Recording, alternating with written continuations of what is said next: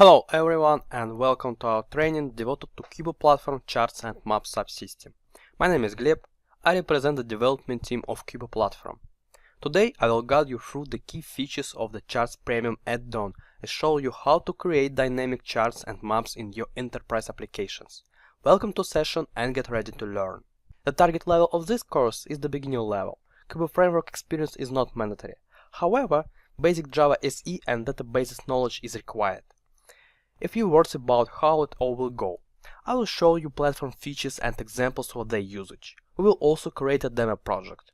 The main objective of this lesson is to introduce additional application components of the platform, charts and maps. Cubo Platform Charts Display subsystem supports various charts types: pie chart, line plots, bubble charts, radar charts, funnel charts, and more. It is also possible to export charts. Most chart types support zoom and scrolling. Charts library, which is the basis of the charts display subsystem, is distributed under a license which allows its free use of if you keep the link to the library website. Alternatively, you can purchase an charts license for your project and remove the link. Apart from that, the charts app component includes the map display subsystem based on integration with a third-party map service provider.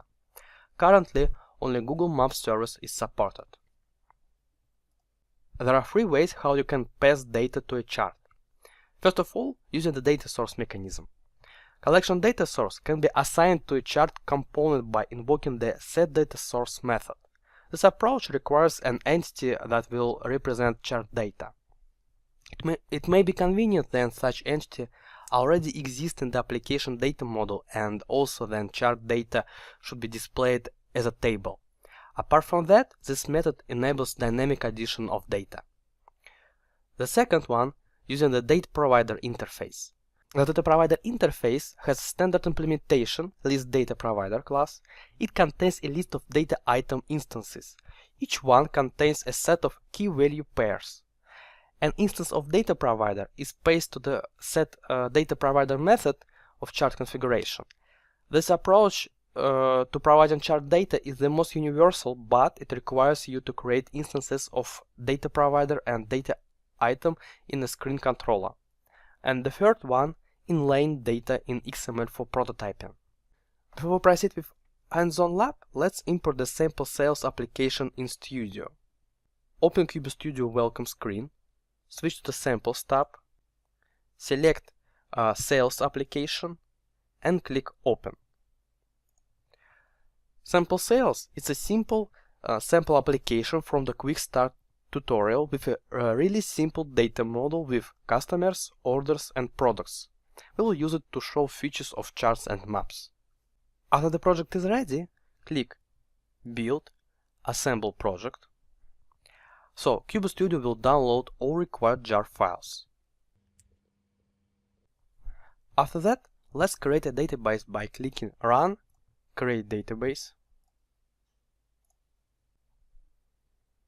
Today we will add charts with interactive data to our sales application.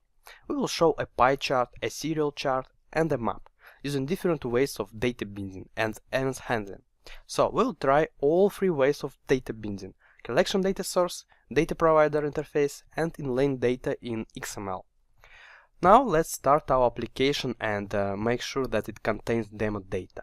Click Start. Go to the application and log in. Open Application Products. Here we can see several products. Open Application Customers. We have a number of customers. And open Application Orders. So also we have some orders in our application. First of all, we will create a chart with inline data in XML. This is a really useful approach for prototyping purposes. And before we can use charts in the application, we need to enable the charts app component. So go to Studio, stop the application. In the project properties section, click Edit. Select Charts app component and click OK. Apply the changes.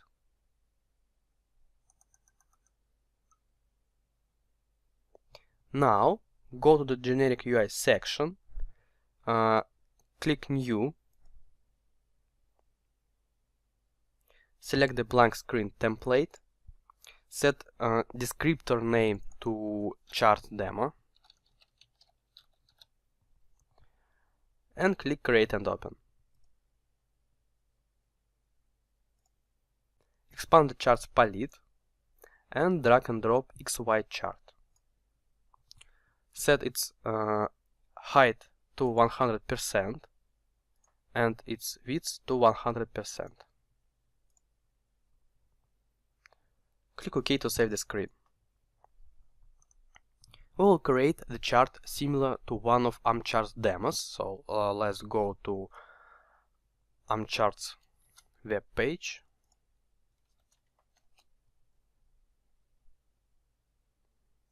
Demos. Here you can find a lot of demos that you can use as a starting point. So let's open, for instance,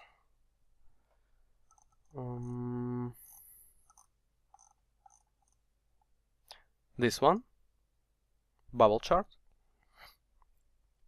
So we are going to create the same chart in our Cube application. Let me open demo source.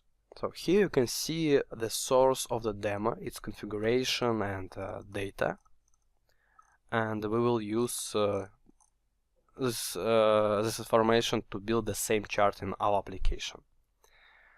Now let's go to the ID and configure our chart to look like this one. So go to the studio, select Charts Demo XML and click the ID button. Go to the IDE. So here you can see our chart. First of all, let's add data to our chart, and to do this, let's compare our chart with this source of the demo. So here we can see the data provider, and we are going to add the same data to our chart. In order to do this, we will use chart data element, and we will add inline data using these items and defining its properties. Okay, so I see y value 10, the same for x, and value equal to 59.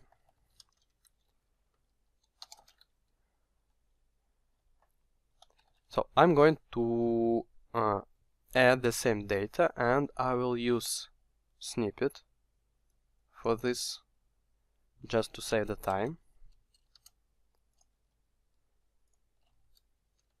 Okay, like this, and let me show you the full data. So you can see that I've added the same data to my data element. So 10 for y, 14 for x, 59 for value, and the second item has the same values as the second item in this data provider, and so on. Okay, now we need to add graphs to display the data. So I'm going to find graph section here, and I'm going to add the same graphs to my chart. So copy the snippet. So we can see that for the first time we will display the first graph, because we have data only for x and y, and not for x2 and y2 and so on. So let's compare values, we can see the same bullet. Border alpha, bullet alpha, line alpha, fill alphas, and so on. So I just copied these values and converted them to XML definition. So sorry, here we have JSON definition, and I just converted all these values to XML definition. Okay, and pay attention on this X field and Y field. It is data binding. So the value of this X field should be the same as one of the properties of data item. In our case, we have property with name X, and we use it for X field value, and we have Y, property with name Y, and we use it for Y field, and for value field we use property with name value. Okay, now let's start the application and see the result. So go to Studio, let me expand and start the application.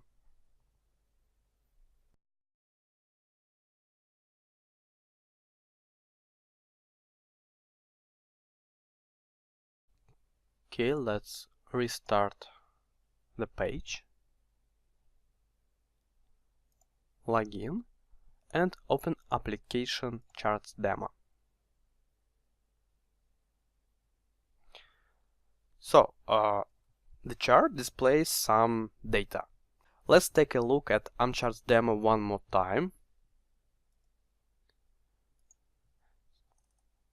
So you can see that in addition to circles there are diamonds. So let's add diamonds to our chart.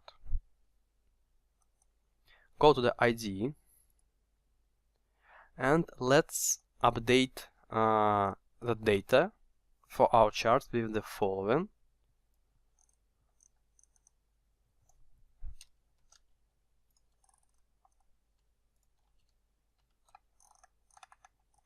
And let me open demo source. So now, in addition to first set of demo data, I've added the second set of demo data. So values for x2, y2, value 2, and now each data item will have two sets of data. Okay, and we need to add the second graph.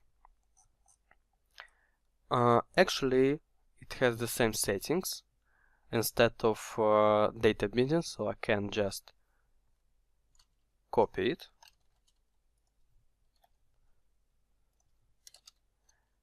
and change data bindings. So it will be value 2, x2, y2. Okay, now let's go to the application and reopen the screen. I need to change bullet to diamond, yes, to see differences.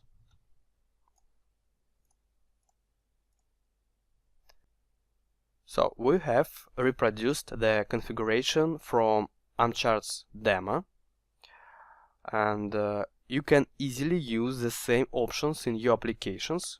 Just change notation from JSON to XML definition in your Cube application. I recommend using this data binding approach if you want to prototype chart configuration and need some data for testing. Okay, let's proceed to the next topic. Data binding using collection data source. We are going to create a chart that will obtain data from a collection data source. We will load data using JPQL query and aggregate data using JPQL and value collection data source. So now let's create a pie chart for customer orders. We will show a pie chart customers, and each slice of the pie chart will represent the number of orders. So go to Studio, open the generic UI section, and open Customer Browse XML. Okay, drag and drop pie chart to the place above filter, so here, and set its width to 100% and set its height to 250 pixels. Okay, and set its ID to customer's pie chart.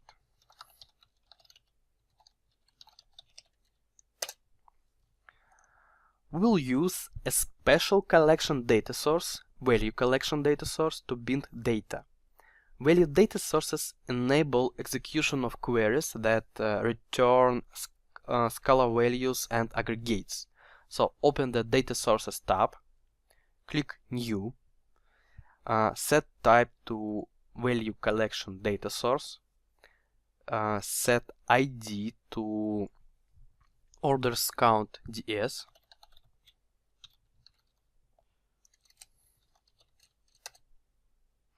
and set query to let me select all customer ID, all customer name, and count of customers from sales order and group by customer ID. Value data sources work with entities of a special type named key value entities.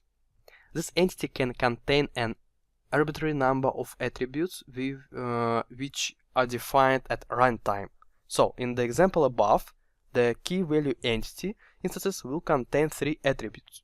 Now, we need to define properties.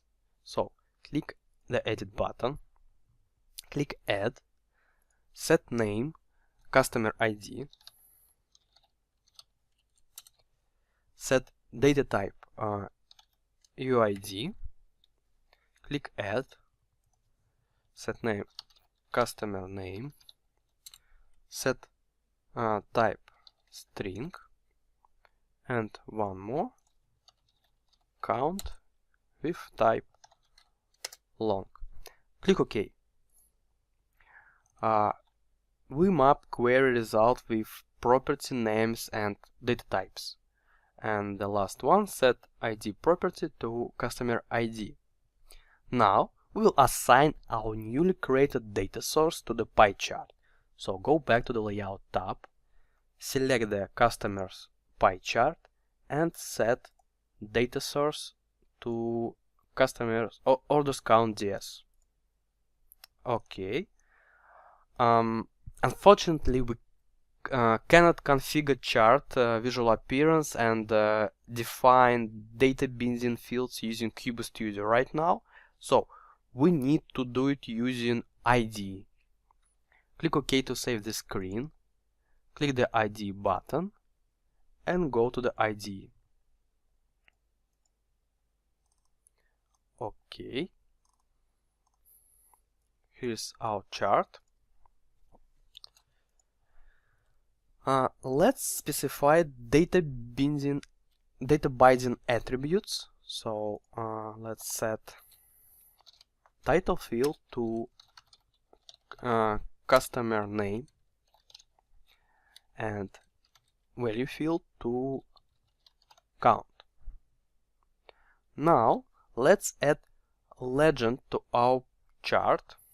So let's expand it and add legend, and let's set its position to right.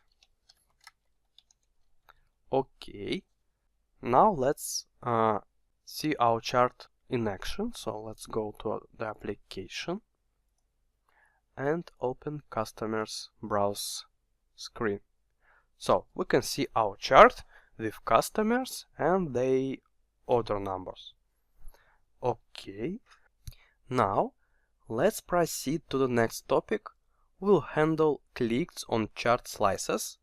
So go to the IDE, open customer browse, override the init method. Then we need to inject customer's pie chart.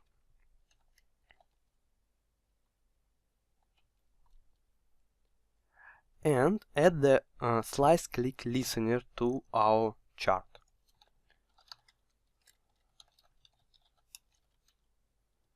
Okay.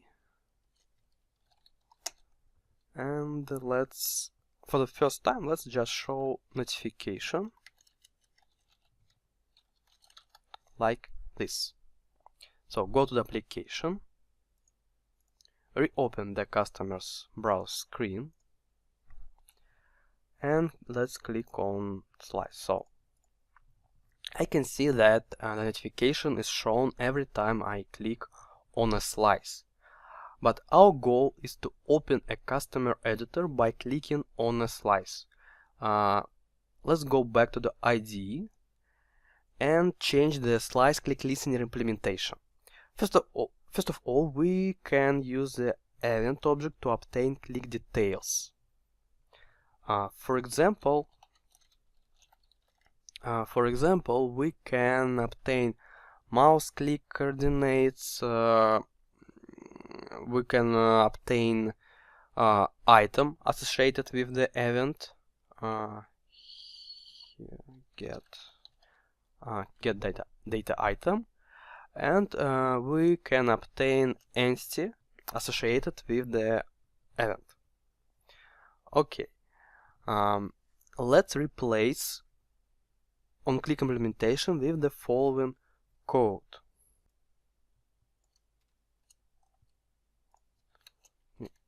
Import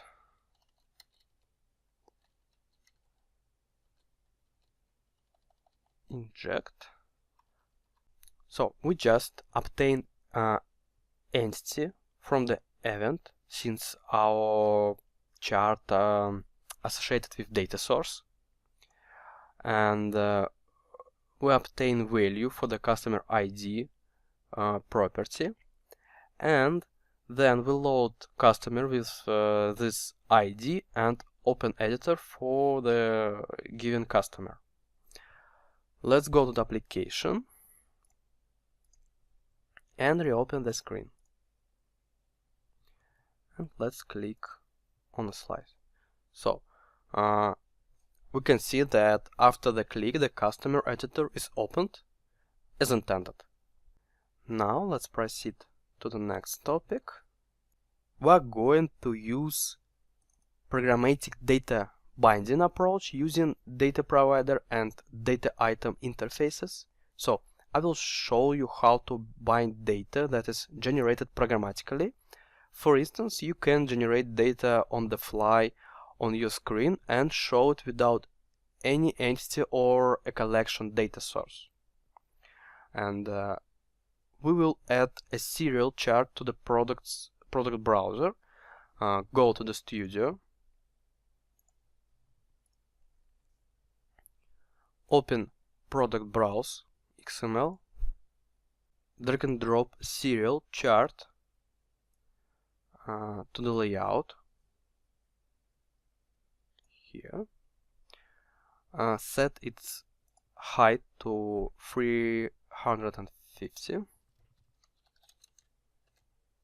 and set its width to 100% and set its ID to product price chart.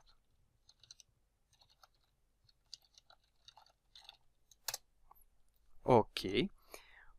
For this chart, we will read data from the table and show it in the chart. So click OK to save the screen. Click the ID button. First of all, let's specify the category field attribute. So let's find our chart and define category field and set its value to name. and let's add graphs.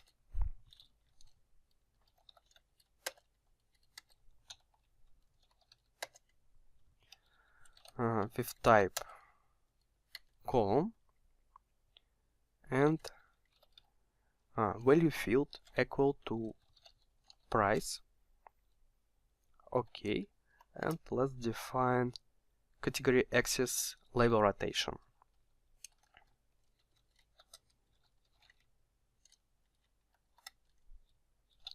Equal to 20. Okay. Pay attention that we don't assign any data source, but instead we'll prepare data using Java code. So go to product browse. First of all, I will create a simple Java class called product price because I want to bind a simple Pojo plain old Java object to chart, and it will look like follows. So import. Now we need to override the init method. We can react on products DS changes and refresh products pie chart. So let's inject products pie chart and products DS. And let's add the following.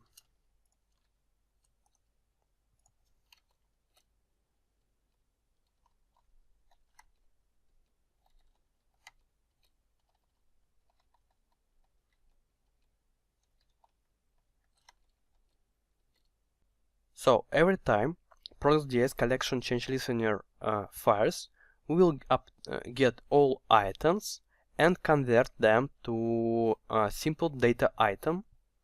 So we create product price instance, pass to it name and price, and create simple data item, and set these items to list data provider class and pass this instance to product price chart. Let's check that everything works.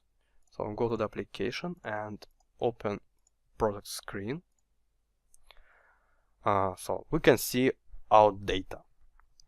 Now let's go back to the IDE and I will show you another way of programmatic data binding. So go to the IDE. Previously we used additional Java class, and now we are going to use map data item.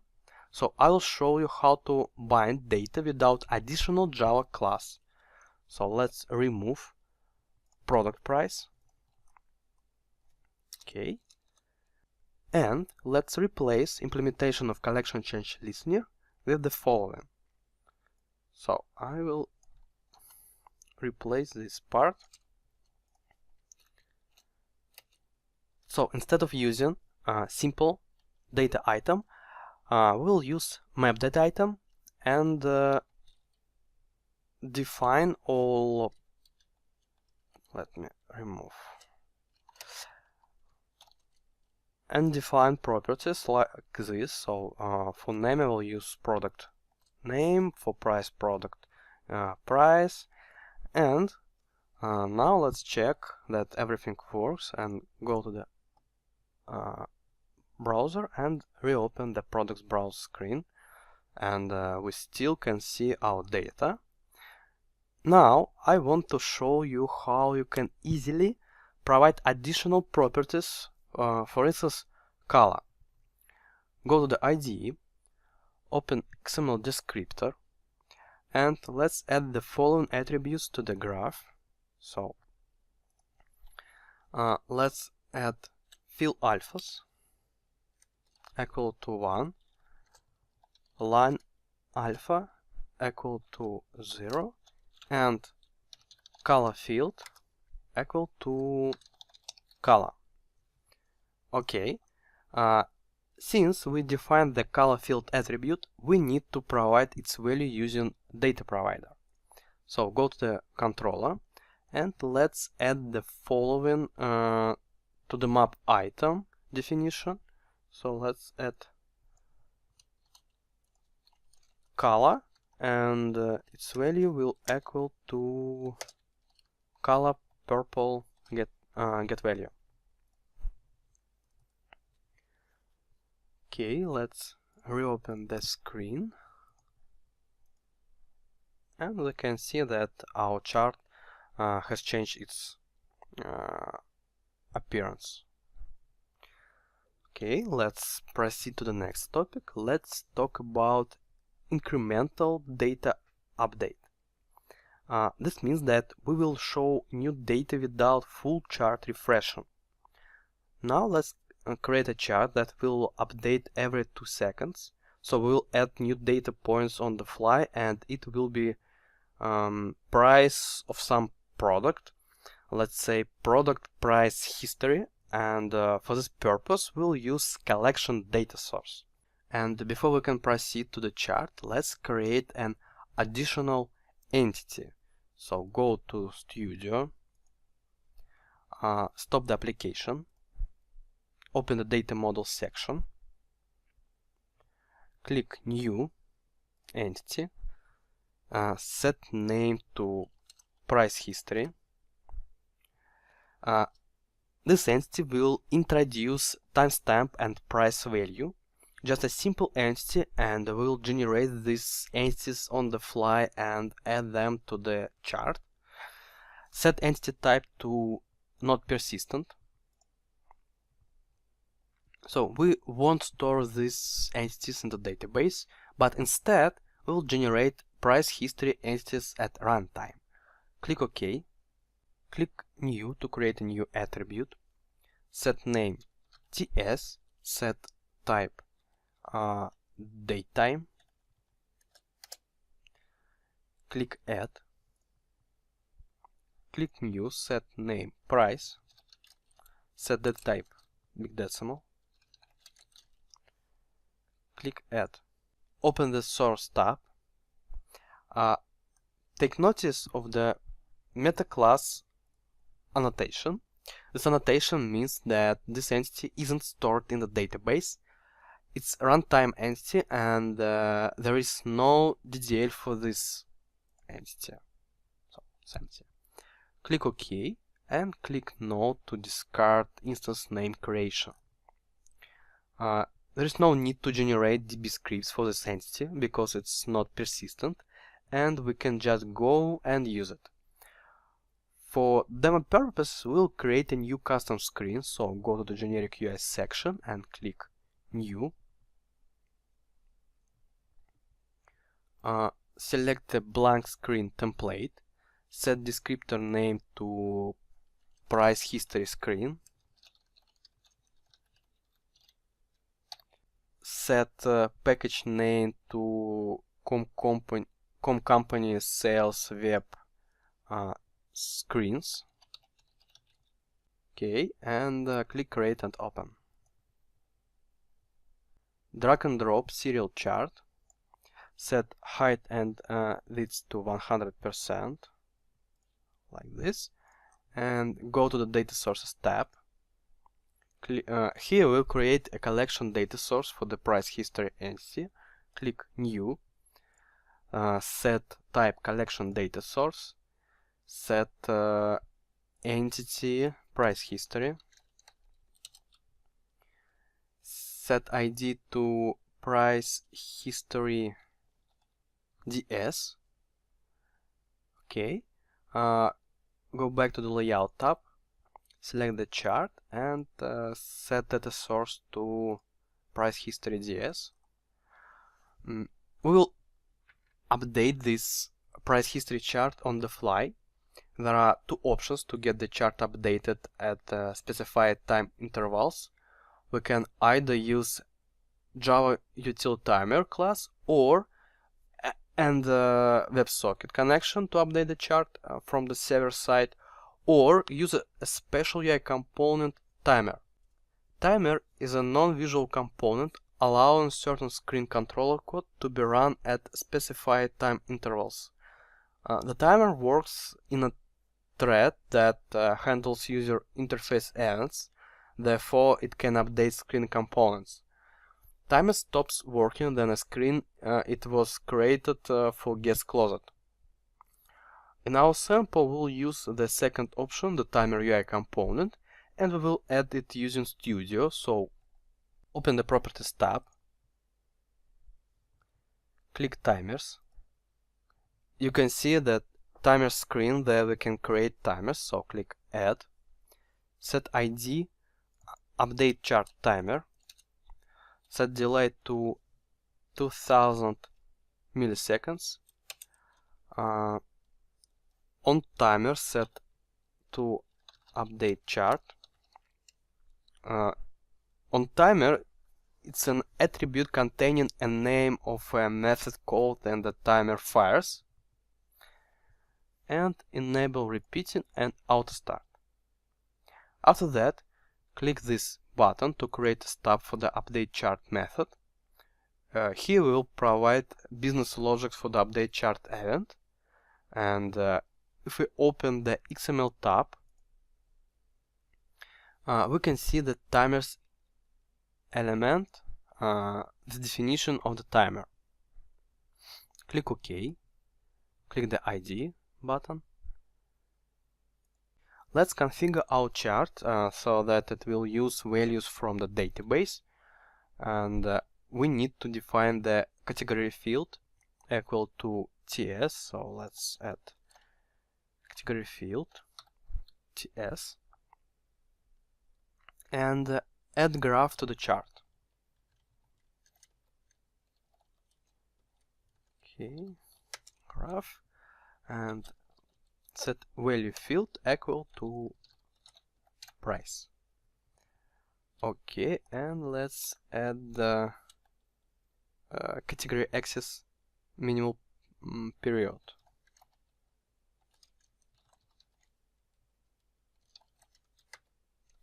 Equal to seconds. Okay, and by date equal to true, because we will use dates for category field. Okay, open the screen controller, inject the timer, the time source, and metadata. And let's add the following to the update chart method.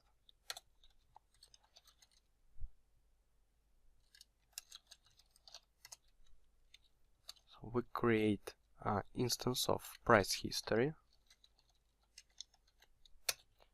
set its values. Sorry.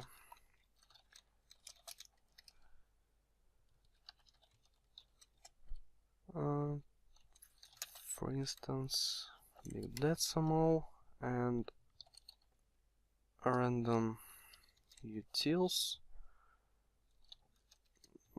Next, int from 2000 plus 100, just random value, and set ts equal to time source current timestamp. Okay, and let's add price history, this value to price history ds, and we need to inject it. Okay, we will use include item. Okay, now we need to initialize the chart with the first value, so let's override the init method and end the following. So we just call for update chart with null. Okay, let's start our application and see how it works.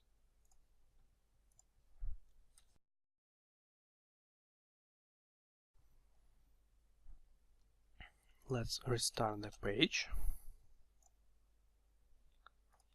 Okay, and open price history screen. Okay, so we can see that data added to the data source is propagated to the chart. Let's wait a little bit to see chart refreshing.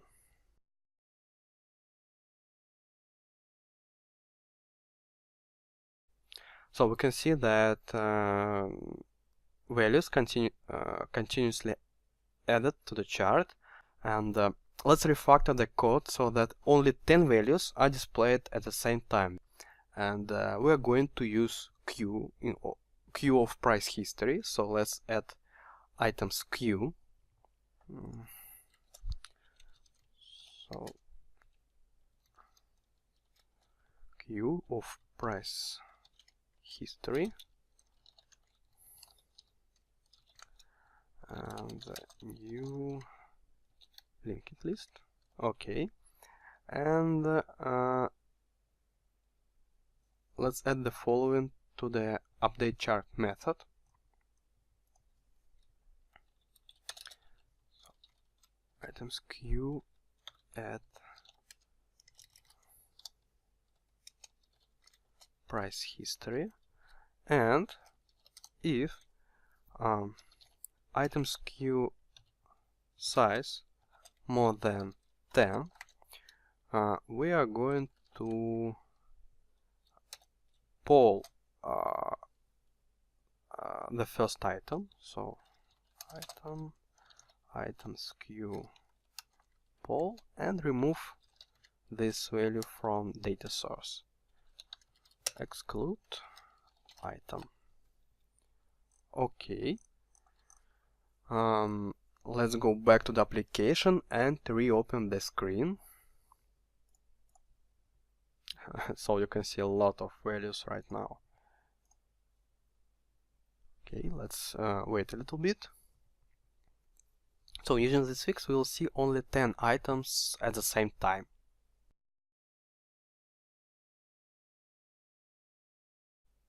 So you can see that the first value is removed every time new value is added. Also, I want to show you that all the data is sent to the browser incrementally. So let's open Chrome DevTools, open the network tab, and we can see that every 2 seconds our page sends HTTP requests to backend, and in response to that the backend sends a really small JSON message, and in this JSON message, let me select it, response, okay, and in this response we can see we can find a single add operation, it's here, and remove operation. So we don't send all the data, only particular add, remove, or update operations. Now let's proceed to the next topic. Let's talk about displaying maps. Now we are going to talk about the Google Map component. In Quibo platform, we provide special UI component, Map Viewer, which is based on Google Map JavaScript library, and we provide Java API, XML markup, and data binding for this component. Now, let's try to add location, latitude and longitude to the customer entity, and use this use the Google Map component to display customer location on the map. And we will be able to set location for a customer using simple errand handling on Map Viewer UI component. Let's try to implement screen similar to what you see on the slide. Go to Studio, open the Data Model section, open the customer entity, click New Attribute, set name location latitude, set type double, click Add, click New, set name, location, longitude, set type, double, click Add. We'll use these attributes, latitude and longitude, to show markers on the map. So click OK to save the entity. Click Select All to add these new attributes to all customer screens. Stop the application. Click Generate DB Scripts and click Update Database and confirm the changes. OK, open the generic UI section, open Customer Edit, XML, wrap field group into HBox. OK, select HBox, set its width to 100% and enable spacing. OK,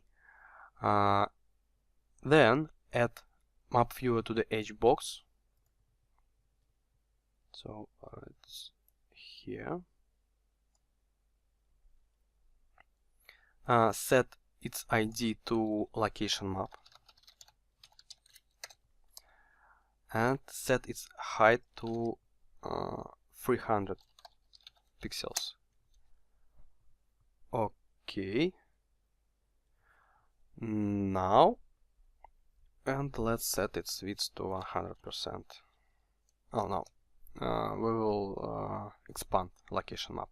So let's select HBox and expand location map like this. Yes. Now we are ready to add Java code for our map component. So click OK. Click ID. And let's open Customer Edit. First of all, let's define customer icon for markers. So like this. We'll use this icon for the customer markers. And in order to use this image, we need to create this directory and copy this image, of course. So let's create new directory within modules web, create directory with name body images,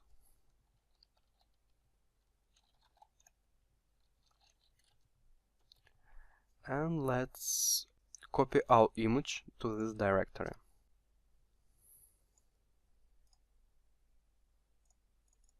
So we'll use this image, and we will use this image instead of default one. Okay, now let's go back to Custom Edit, close others, and let's add the following. So let me import.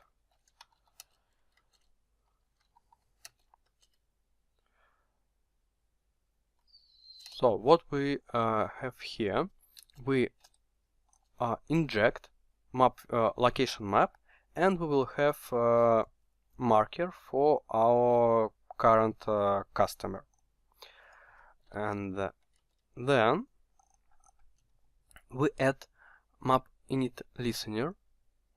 There we just set zoom to 5 to zoom our map, and we define center for our map. So in our case it will be somewhere in London.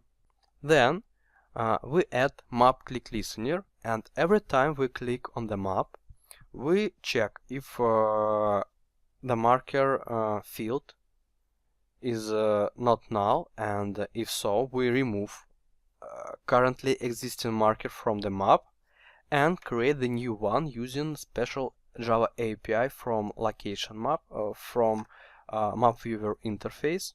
So we create marker, we set icon, and we create new marker image from our customer icon image, and set position to current point clicked on the map, and then we add marker to the map. Also, we set position values, latitude and longitude, to the item. So we will place new marker on the map, and we will set these values to the item and save these values if entity is committed. Okay, let's check how it works. Let's go to Studio and start the application. Okay, let's restart the page.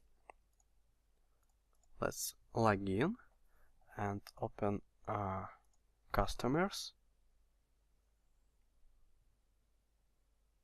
Let's select any customer. So let's click on the map, and now we can see that marker is added on click, and customer latitude and longitude values are changed according to click coordinates. So let me click somewhere here, and let's save it. Okay, and we can see location latitude and location longitude values in the table. However, if we open saved customer again, we will see no marker on the map. So let's fix it. Go to the IDE and let's add the implementation of post-init method. So what we have here, we check if currently editing item has location latitude and location longitude, and if they are not null, we create new marker with these coordinates and add this marker to the map. So let's go back to the application and check if everything works as expected. So let's close the screen and open.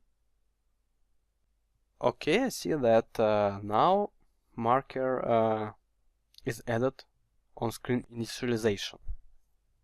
Another thing here I want to show you is a special information window on marker click.